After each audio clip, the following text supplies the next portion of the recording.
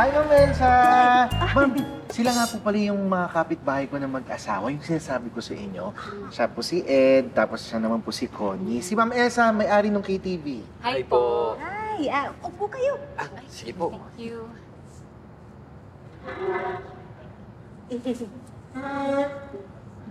Ma'am, nalaman ko po kasi na magpapabinyag sila nung anak nila.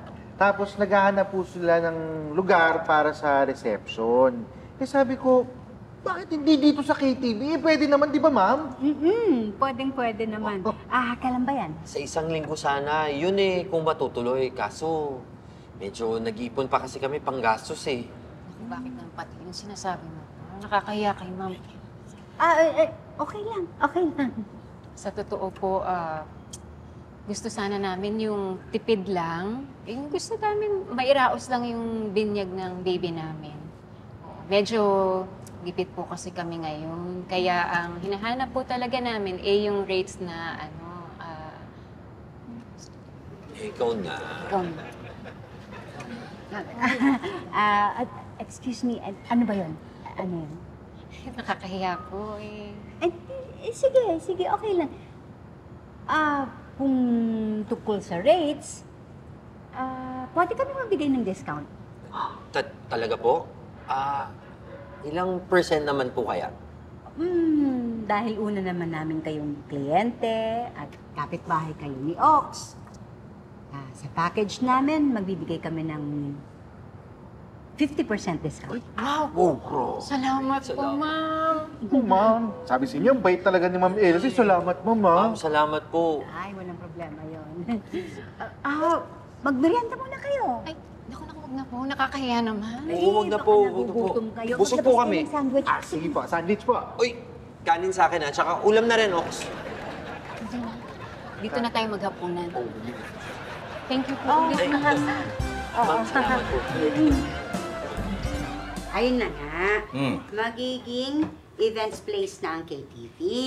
Doon nga gagawin yung reception ng binyagan.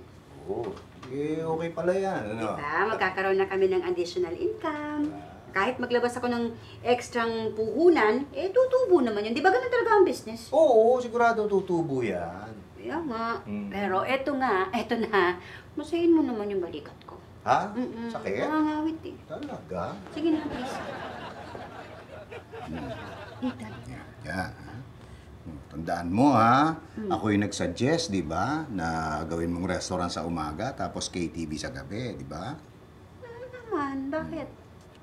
Kumbaga sa negosyo, namumuhunan ako. Parang yun, sinabi kong ganun. Tapos ngayon, minamasahe kita, namumuhunan ako. Ano ka yung sabihin? Uy, sa dami naman ng puhunan ko, baka naman pwedeng tumubo na ako mamayang gabi. Uy, ano ka ba? Masayin mo na nga lang yung balikat ko.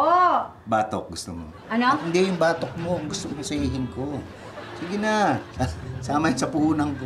Itoy. Sige na, okay lang. Okay ba to? Di ba?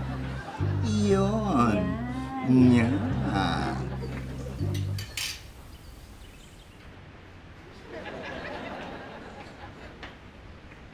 Ano ba yan? Kanina ka pa nakaupo dyan, hindi ka naman kumakain. Wala akong galang kumain. Ang lungkot ng pagkain Bakit ang gusto mo? Hotdog na naman. Hindi pa pwede maski maliit. Hindi pwede. Masustansya yan. Yan ang dapat mong mga kinakain. Kaya ang hina-hina mo Gusto mo puro mamantika. Kumain ka! Simula ngayon, puro ganyan ipapakain ko sa'yo, puro gulay, lalo na yung kangkong.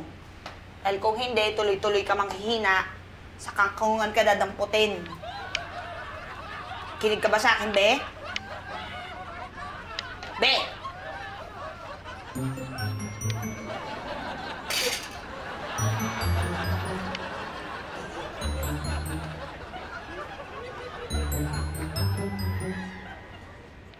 Tigil naman ako dyan! Kumain ka!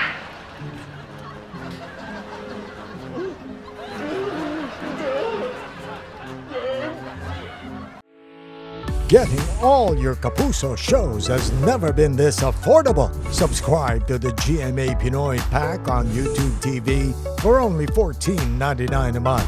Watch GMA Pinoy TV, GMA Live TV, and GMA News TV anytime, anywhere.